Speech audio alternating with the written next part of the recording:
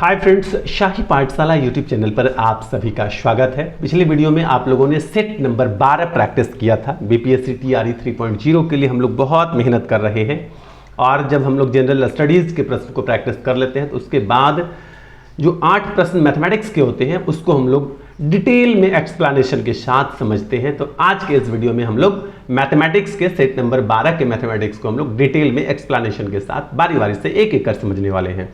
तो आइए देर न करते हुए हम लोग शुरू करते हैं। प्रश्न संख्या 31। पहला प्रश्न क्या कहता है, किसी कक्षा के सभी विद्यार्थियां मिलकर 2809 रुपया की राशि दान करते हैं। जितने भी विद्यार्थी सब मिलकर कितना दान कर रहे हैं, 2809 रुपये की राशि दान करते हैं। यदि प्रत्येक विद्यार्थी ने उतने ही रुपये दान किए जितनी कक्षा में विद्यार्थियों की संख्या है, यानी विद्यार्थी की संख्या कक्षा में जितना है ना उतना ही रुपया दान किया, तो कक्षा में विद्यार्थी की संख्या कितनी है ये आपको बताना है। तो हम लोग क्या करेंगे, वैसे तो इतना लिखने की जरूरत है नहीं, लेकिन आपको समझाने के लिए मैं लिख दे रहा हूँ, ठीक है। और सभी प्रश्न में कोई जरूरी नहीं मैं पूरा पूरा लिख कर दिखाऊं। तो माना कक्षा में विद्यार्थियों की संख्या कितनी है, x है। चूंकि विद्यार्थियों की संख्या जितनी है इतना ही दान करता है, तो दान की गई राशि, ये 9 लिखना है, दान की गई राशि, जितना कक्षा में विद्यार्थी है इतना ही राशि दान करता है। और कुल मिलाकर जैसे 2 व्यक्ति मिलकर के 2 रुपया दान किया तो कुल पैसा कितना हुआ, 4 रुपया। तो इसी प्रकार से जितना विद्यार्थी की संख्या और जितना दान किया दोनों को गुना कर देंगे आपस में, तो कितना हो जाएगा टोटल दान की गई राशि, और टोटल दान की गई राशि है 2809 रुपया, ठीक है। और यदि आप देखते हैं x गुना x है, इसका मतलब x स्क्वायर हो गया, और 2809 भी किसी का स्क्वायर होता है, तो 53 गुना 53 करेंगे ना तो ये हो जाएगा 2809 रुपया, यानी कि ये हो जाएगा 53 का स्क्वायर। तो यहाँ से और यहाँ से दोनों जगह से स्क्वायर आप हटा भी सकते हैं, और नहीं हटाएंगे लगेगा कि सर ऐसा कैसे हो सकता है, तो आप लोग ये वाला चीज़ तो जानते होंगे, स्क्वायर हटाएंगे तो उस तरफ क्या होगा 53 पर रूट हो जाएगा, रूट हटेगा तो स्क्वायर हटेगा तो क्या हो जाएगा 53 हो जाएगा। वैसे आप समझिए कि डंडी वाला तराजू है, ठीक है, ये डंडी वाला तराजू है और इधर भी एक पल रहा है और इधर भी एक है। आप इधर यदि 1 केजी का यदि कोई वेट रखते हैं, इधर भी 1 केजी रखते हैं तो बराबर रहेगा, कहीं नहीं झुकेगा। फिर इसको उतार भी लेंगे तो भी कहीं नहीं झुकेगा, ये बराबर हो जाएगा। तो ये जो डंडी बराबर हो रहा है यही बराबर है यहाँ पर भी। एक समान चीज यदि दोनों तरफ आप कुछ रख देते हैं या हटा लेते हैं तो कोई अंतर नहीं पड़ना, वो सही होता है। इसलिए x बराबर डायरेक्ट कितना हो गया 53, ये आपके विकल्प सी में जो है किया है।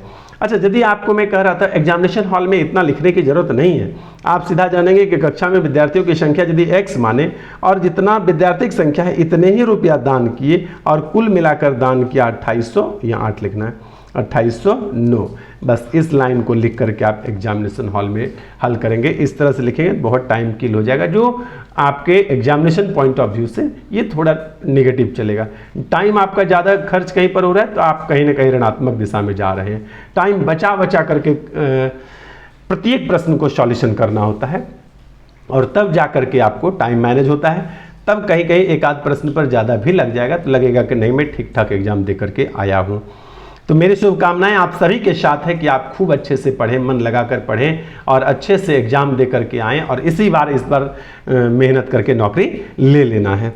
और चले बने तो चैनल को सब्सक्राइब कर दीजिए, सब्सक्राइब करिए, लाइक करिए, ये आपकी मर्जी है, लेकिन मेरी इच्छा होती है आपके कमेंट पढ़ने का। जो भी आपको समस्या हो, जो भी वीडियो से रिलेटेड आपको कुछ बात बोलना हो तो आप कुछ ना कुछ कमेंट कर दिया करें। आपका कमेंट पढ़कर आपको रिप्लाई देने में मुझे बड़ा मज़ा आता है, तो थोड़ा मेरे भी इच्छाओं का ध्यान रखा करेंगे। और आइए चलते हैं नेक्स्ट क्वेश्चन नंबर 32 पर। 32 नंबर प्रश्न है, 11 सेंटीमीटर त्रिज्या वाला एक ठोस कांच का गोला पिघलाया जाता है और इसमें प्रत्येक 2 सेंटीमीटर त्रिज्या वाली छोटी ठोस गोलियां ढाली जाती है। यानी एक बड़ा गोला है, ठीक है, और इसको पिघला करके छोटी छोटी छोटी छोटी ठोस गोलियां ढाली जाती है।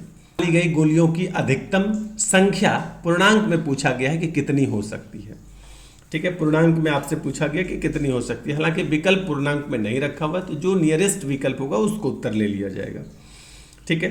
तो आइए इसको क्या करेंगे, इसको पिघला कर जब बनाएंगे तो मान लीजिए कितनी गोलियां बनेगी, n गोलियां बनेगी। चूंकि इसी को पिघला कर बनाए तो दोनों का आयतन क्या होगा, इस गोले का आयतन और इस सभी गोलियों का आयतन दोनों आपस में क्या होगा, आयतन क्या होगा, दोनों आपस में बराबर होगा। बड़े गोले के त्रिज्या को हम बड़ी आर के रूप में मान लेते हैं और ये छोटी छोटी गोलियां बनाई गई है ना, तो इसकी एक की त्रिज्या छोटी आर मान लेते हैं। इसका यदि आयतन आपसे पूछा जाए तो 4/3 पाई आर क्यू, ये इसका आयतन हो जाएगा। और इसका आयतन चूंकि गोलियों की संख्या n है, बहुत पीस छोटी छोटी गोलियां बनेगी, तो n को इससे गुना कर ले और ये भी कितना हो जाएगा 4/3, और यहाँ से बड़ी आर मान है तो इसको बड़ी आर लिख देते हैं और यहाँ पर हो जाएगा 4/3 पाई और इस बार छोटी आर का क्यू। तो देखिए 4/3 अब पाई जो है ना इतना, ये कट जाएगा, ये जो 4/3 और पाई है ना ये कट जाएगा, इधर n रहेगा और ये r जो है बटे में आ जाएगा। तो क्या करते हैं, n को एक बार इस तरफ लिख लेते हैं, उस तरफ लिखें कि इस तरफ लिखें कोई अंतर नहीं है। मैं थोड़ा पेन चेंज कर रहा हूँ क्योंकि ठीक से चल नहीं रहा है। हाँ, तो उसके बाद जो है कि यहाँ पर ये यदि बराबर के दूसरी तरफ ले जाते हैं तो n गुना है, तो ये गुना वाला बराबर के दूसरी ओर जाके बटे हो जाता है। तो इस तरफ आर क्यू, बड़ी आर का क्यू बटे ये छोटी आर का क्यू हो जाएगा। तो लिख देते हैं बड़ी आर का क्यू और बटे छोटी आर का क्यू। दोनों आर का मान दिया हुआ है, इसका इस आर का मान है 11, तो 11 का क्यू हो गया, और इस आर का मान है 2, तो इसका क्यू कर देते हैं। 11 का क्यू आप लोग जानते हैं 1331 होता है और 2 का क्यू 8 होता है। जब आप इसको भाग देंगे तो 166 दशमलव कुछ होगा, भाग देकर देख लेते हैं। तो 8 1 का 8 है, ठीक है, बता 5 53 हो गया। तो 8 6 के 48, 48 5 53, फिर से 3 हो गया, फिर 8 6 के 48, फिर आपका कितना बचा 5 और 1, फिर 6 बचा, तो फिर इस बार बचा 3 और 6 पंचे 3, यानी कि आपका 6 पंचे 30, ये हो गया आपका दशमलव में या पूर्णांक में। तो इतना जो है कि गोलियां बनाई जा सकती, इतनी गोलियां जो है छोटी छोटी बनाई जा सकती है। तो ये हो गया आपका उत्तर। आइए चलते हैं नेक्स्ट क्वेश्चन नंबर 33 पर। प्रश्न कहता है ए और बी किसी काम को 36 दिनों में कर सकते हैं। ए है और बी, ये दोनों मिलकर काम को कितने दिनों में कर रहे हैं, 36 दिनों में। बी और सी, ये दोनों मिलकर के उसी काम को, जो काम है ना उसी काम को 60 दिनों में कर सकता है। और सी प्लस ए जो है फिर उसी काम को कितने दिनों में करेगा, 45 दिनों में कर सकता है। इस तीनों का एलसीएम हम यदि ले लेंगे तो ये हो जाता है 120, 36 पंचे होता है 180, और 60 तिया होता है 180, और 45 चौके होता है 180। यदि हम देखें तो कुल मिला करके ये जो है 2 ए है और 2 बी है और 2 सी है। देखिए यहाँ पर एक ए है, एक ए यहाँ पर, यहाँ बी और बी, और ये वाला सी और ये वाला सी। तो 2 ए 2 बी और 2 सी, 2 को कॉमन करके बाहर कर लिए हैं। और ये जो दिख रहा है आपको 5 3 और 4, ये सबकी ए बी मिला करके क्षमता कितनी है, 5 यूनिट की। बी सी मिला करके क्षमता है 3 यूनिट की। सी ए की क्षमता कितनी है, 4 यूनिट की। तो सब मिला करके क्षमता कितनी है, 5 3 8 4 12 यूनिट की क्षमता है। सभी को मिला करके कितना क्षमता हो गया, 12 यूनिट की। लेकिन सभी 2-2 पीस मिला हुआ है। यदि हम ए प्लस बी और प्लस सी की क्षमता आपसे पूछ लें तो आप कहेंगे कि 12, यदि यहाँ 2 पीस था तो 12 था, एक एक पीस सब रहेगा तो आधा ही होगा। कितना यूनिट क्षमता हो जाएगा, 6 यूनिट क्षमता हो जाएगा। ठीक है, तीनों की मिला करके क्षमता कितना हुआ, 6 यूनिट हो गई। अब आपसे पूछा यदि बी अकेला उसी काम को कितना दिन में करेगा, बी अकेला उस काम को कितना दिन में करेगा। तो देखिए बी को अकेला यदि काम करवाना हो ना तो क्या करेंगे, सी और ए की क्षमता को माइनस कर देंगे, कम कर देंगे। तो सी और ए, ये सी है और ये ए है। मैं इसको एक बार इधर लिख लेता हूँ। यहाँ पर लिखा हुआ है ए प्लस बी प्लस सी, तीनों की क्षमता 6 यूनिट हो गई। अब यदि ए और सी की क्षमता उस तरफ लेते जाते हैं, यहाँ बी बराबर लिखेंगे 6 माइनस ए और प्लस सी।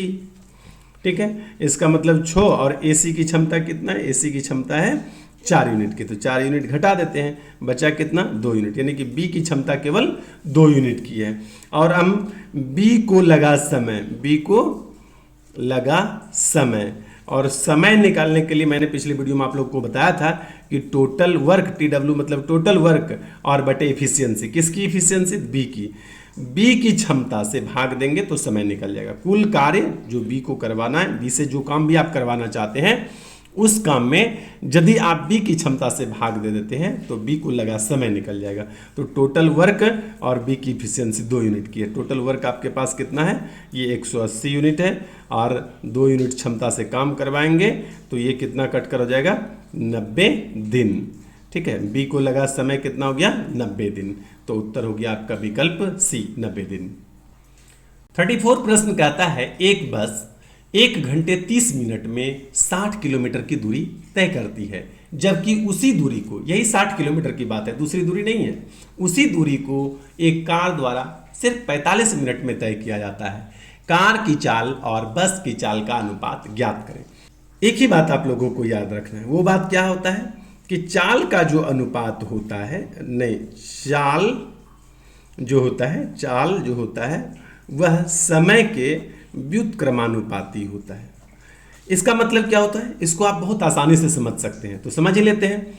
यदि मान लिया जाए कि आपको घर से स्कूल जाने में 1 घंटा समय लगता है, नॉर्मल चाल जैसे चलते हैं, अब आप दौड़ के जा रहे हैं, दौड़ के जाने का मतलब चाल आपका ज़्यादा हो रहा है, तो दौड़ के जब जाएंगे तो 1 घंटा तो नहीं लगेगा, पहले पहुंच जाएंगे। यानी जैसे आप चाल बढ़ाए तो समय कम लगा। और रोज जितना जाते हैं ना, और आज धीरे धीरे जा रहे हैं, आपको पैर में कांटा गड़ गया, अब धीरे धीरे लंगड़ा लंगड़ा के चल रहे हैं, तो क्या होगा, रोज 1 घंटा में जाते थे, आज 1.5 घंटा में जाएंगे, आपका चाल कम हो गया है, आपके पैर में कांटा गड़ गया है। तो ये दोनों एक दूसरे के व्युत्क्रमानुपाती का मतलब होता है उल्टा। यदि चाल बढ़ाएंगे तो समय घटेगा और यदि समय बढ़ा देते हैं तो चाल कम हो जाएगा। ये अब देखिए यहाँ पर समय आपके पास दिया हुआ है। अच्छा, ये तब होगा जब दूरी कांस्टेंट हो, और दूरी कांस्टेंट का मतलब होता है नियत, कांस्टेंट। नियत और कांस्टेंट और नियत दोनों में से कुछ भी नहीं समझते हैं तो ये समझ सकते हैं कि दूरी बराबर हो, दूरी बराबर कहें, दूरी नियत कहें, दूरी कांस्टेंट कहें, एक ही बात है। तो दोनों के लिए 60 किलोमीटर जाता है, वही दूरी कहा कि उसी दूरी को। और अब देखिए आपका ये इस तरफ यदि बस दिया हुआ है पहले और बाद में दिया हुआ है कार, ठीक है, तो समय क्या दिया हुआ है, 1 घंटा 30 मिनट। बस जो समय लेता है वो 1 घंटा 30 मिनट, 1 घंटा 30 मिनट का मतलब हुआ 60 मिनट प्लस 30 मिनट, यानी ये समय ले रहा है 90 मिनट का। और कार जो समय लेता है ये 45 मिनट का समय लेता है। तो दोनों को यदि कटाएंगे तो ये कितना हो जाएगा, 1, और ये हो जाएगा अनुपात 2। आपसे जो पूछा है कार की चाल और बस की चाल का अनुपात बताएं, ये ध्यान रखना है। प्रश्न जिस समय डाटा आपके पास दिया है तो बस का पहले दिया है, कार का बाद में दिया हुआ है। और जब पूछा है प्रश्न आपसे तो जिस समय पूछा है वो वाला उत्तर देना है। पूछा कि कार की चाल का अनुपात और बस की चाल का अनुपात बताएं, ठीक है। तो इसका उल्टा होता है ये समय। अब यहाँ पर मैं समय लिखता हूँ, तो कार को समय कितना लगा है, 1 यूनिट में, बस को समय कितना लगा है, 2 यूनिट में। और चाल का अनुपात क्या होगा, इसका उल्टा होगा। इसका उल्टा होगा मतलब इसको यहाँ ले आइए और इसको यहाँ ले आइए। ये हो गया चाल का अनुपात जो आपसे पूछा जा रहा था। थोड़ा सा कन्फ्यूजन आपको हो रहा होगा कि सर ये क्या उल्टा पुल्टा कर दिया, तो मैं ठीक से एक बार बोल रहा हूँ, धीरे बोलूँगा, आप समझने का प्रयास करेंगे। जो आंकड़े आपके प्रश्न में दिए हुए हैं उसमें बस को पहले लिखा गया है और कार को बाद में लिखा गया है। तो हमने बस को पहले और कार के समय को बाद में लिख करके बना लिया। लेकिन जब पूछा गया है प्रश्न आपसे, जिस समय पूछने की बात आई कि कार की चाल और बस की चाल का अनुपात बताइए, तो पूछा कार वाला पहले पूछ दिया और बस वाला बाद में पूछा। तो हमने इसी को जिस तरह से पूछा है उस तरीके से लिख लिए। तो कार का समय देखिए हमने 1 यूनिट निकाला था, तो यहाँ पर कार के नीचे समय के सामने लिख दिया 1 यूनिट, और बस के लिए निकाला था समय 2 यूनिट, तो समय निकल गया 2। और हमने अभी ऊपर में कहा है कि दोनों उल्टा होता है आप दूसरे के, तो चाल का अनुपात क्या हो जाएगा, समय वाला उल्टा, यानी 1 जो इस तरफ लिखे थे वहाँ लिख दिए और 2 जो दूसरी तरफ लिखे थे उसको पहले लिख दिए। तो ये हो गया अपना चाल का अनुपात और ये हो गया आपका उत्तर जो विकल्प सी बता रहा है। आइए चलते हैं नेक्स्ट क्वेश्चन नंबर 35 पर। 3 छात्रों की औसत आयु 15 वर्ष है और उनकी आयु 2:3:4 के अनुपात में है। सबसे बड़ी आयु वाले छात्र की आयु ज्ञात करें। देखिए 3 छात्र हैं, मैंने इस प्रकार का प्रश्न पिछले वीडियो में भी बताया था। कुल छात्र कितना है 3, तो औसत बराबर, आप लोग को पिछले वीडियो में मैंने लिखा था, इस बार भी लिख देता हूं लेकिन बार बार नहीं लिखूंगा। औसत बराबर होता है संख्याओं का योग, लेकिन चूंकि यहाँ संख्या नहीं है, आयु है, ठीक है, तो बोलेंगे संख्या के बदले आयु का योग, ठीक है, और बटे संख्या, जितने लोगों की आयु का योग है, ठीक है, उतने व्यक्तियों की या लोगों की संख्या।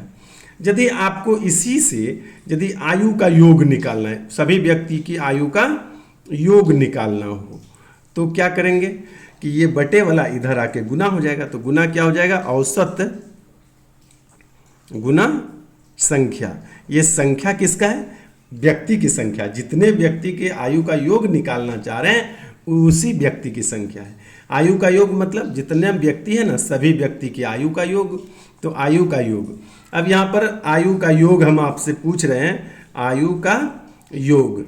तो यहाँ पर देखिए दिया हुआ है प्रश्न में 3 छात्रों की औसत आयु, तो छात्र की औसत कितना है 15 और संख्या कितना है 3 छात्रों की आयु कितना है, तो 15 वर्ष है। तो कुल तीनों छात्रों की आयु का योग कितना हो गया 45 वर्ष। यहाँ तक ठीक है। और उनकी आयु का अनुपात, तीनों विद्यार्थी का आयु का अनुपात दिया हुआ है। ये मान लिया जाए कि विद्यार्थी ए है, विद्यार्थी बी है और विद्यार्थी सी है। तो आयु का अनुपात दिया हुआ है, आयु का अनुपात दिया हुआ है, कितना दिया हुआ है 2:3:4। अच्छा देखिए आयु के अनुपातों का योग कितना हो जाएगा, अनुपातों का योग, ये हम क्या लिखना चाह रहे हैं, अनुपातों का योग। अनुपातों का योग हो गया 3 2 5 4 9 यूनिट, या अनुपात में 9 अनुपात। आयु का योग क्या हो जाएगा, अनुपात में 9 अनुपात। और रियल में आयु का योग कितना है 45 वर्ष, ठीक ना। तो ये देखिए यहाँ पर रियल में आयु का कितना है 45 वर्ष और अनुपात में कितना है आयु 9 अनुपात। तो 9 को कितना से गुना करेंगे जो 45 हो जाएगा 5 से, तो 9 × 5 = 45, ये हो गया।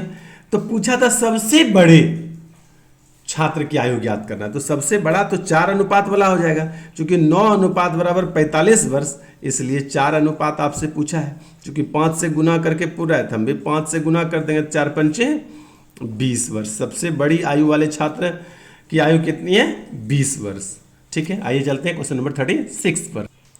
एक व्यक्ति अपनी आय का 75% व्यय करता है, जितना भी कमा रहा है ना, ठीक है, जितना भी आय है उसका 75% वो खर्च कर देता है। जैसे आय हो गया और उसके बाद उसमें हम व्यय को घटा देंगे, जो खर्च किए उसको घटा देंगे, तो क्या बचेगा, बचत बोलेंगे, सेव जिसको बोलते हैं, ये हो गया आपका बचत। तो आय मान लेते हैं कि 100 यूनिट का है, कितना खर्च करता है उसका 75%, जितना यूनिट कमा रहा है ना इसका 75% खर्च कर देता है। तो बचता आपके पास कितना है, तो 25 बचता है। 100 का 75% खर्च कर देंगे तो 75 हो जाएगा, 75 व्यय कर रहा है और बच रहा है 25। अब उसके बाद कर रहा है यदि उसकी आय में 28% की वृद्धि हो जाए, ठीक है, आय में कितने वृद्धि हो रही है 28% की वृद्धि हो रही है। तो 100 में 28% की वृद्धि हुई तो 128 अब उसकी आमदनी हो गई।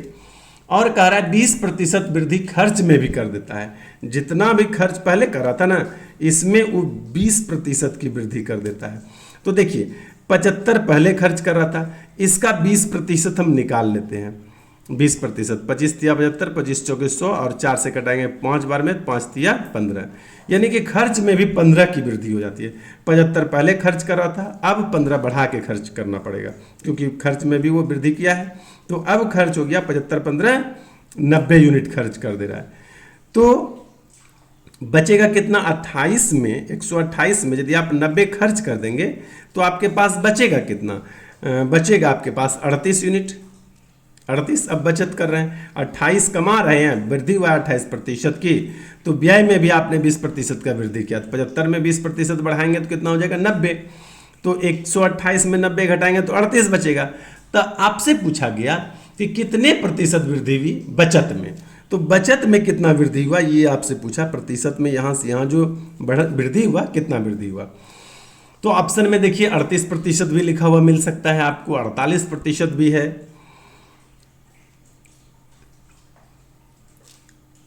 तो वृद्धि कितना हुआ है तो देख लेते हैं। वृद्धि हुआ है 25 से बढ़ा है 38, तो 5 और 8 13 यूनिट की यहाँ पर वृद्धि दिख रही है। तो हम यहाँ पर लिखते हैं प्रतिशत वृद्धि। ठीक है, बोलेंगे 13 की वृद्धि हुई, कितना पर से वृद्धि होना शुरू हुआ? 25 से। ठीक है, 13 की वृद्धि हुई 25 में से। जहां से वृद्धि होना शुरू होता है उसी को बटे में लिखते हैं। ये विद्यार्थी भूल जाता है कि बटे में इसको लिखना है, बटे में इसको लिखना है। कंफ्यूजन होने की जरूरत नहीं, वृद्धि जहां से होना शुरू होता है उसको लिखते हैं। अब बोलते कैसे हैं? 13 यूनिट की वृद्धि हुई 25 में से, इसलिए 100 में कितना? प्रतिशत निकालने के लिए क्या करते हैं? 100 से गुना करते हैं। तो 25 चौके 100 और 13 चौके 52, तो ये हो गया कितने वृद्धि हुई? 52% का। विकल्प सी आपका उत्तर हो जाता है। आइए चलते हैं नेक्स्ट क्वेश्चन नंबर 37 पर। ये प्रश्न ही मैंने यहां पर लिख लिया है। 37 नंबर प्रश्न है 13 का स्क्वायर माइनस 5 का स्क्वायर और फिर ब्रैकेट दे करके टोटल पर 3/2 पावर में है और बराबर 6 का क्यूब इंटू ए, इस बीच में गुना का चिन्ह होता है। ऐसा है तो ए का मान आपको ज्ञात करना है। तो हम लोग क्या करते हैं कि सबसे पहला काम कि 13 का स्क्वायर 169 होता है, 169, और 5 का स्क्वायर कितना होता है? 25 होता है, और फिर पावर में कितना है? 3/2, और फिर 6a³ और इंटू ए, ऐसा लिख लेते हैं। यदि आप 169 में 25 घटाएंगे ना तो कितना बचेगा? यहाँ पर मैं फिर से या वाला सिंबल दे देता हूँ। तो 9 में 5 घटाएंगे तो 4 बचेगा, और 6 में से 2 घटाएंगे तो फिर से 4 बचेगा, और ये एक पूरा पूरा बच गया है। और पावर में कितना है? 3/2, और यहाँ पर 6 पर पावर 3 और इंटू ए। इसके बाद यहाँ पर या का चिन्ह दीजिए। उसके बाद 144 को लिखेंगे 12 का स्क्वायर, और ये क्या है? ब्रैकेट का मतलब होता है गुना, मतलब 3/2, और बराबर कितना हो गया? 6 पर पावर 3, और ये हो गया इंटू ए। अब देखिए ये 2 इस 2 से कट जाता है, बचा कितना? बचा आपका 12 पर पावर 3 और फिर 6 पर, नहीं यहाँ पर लिखना था 6 पर पावर 3 इंटू ए। इतना जगह में हो जाएगा, कोई बात नहीं। अब आगे क्या लिखेंगे? 12 पर पावर भी 3 है और बटे 6 पर पावर भी 3 है और बराबर ए।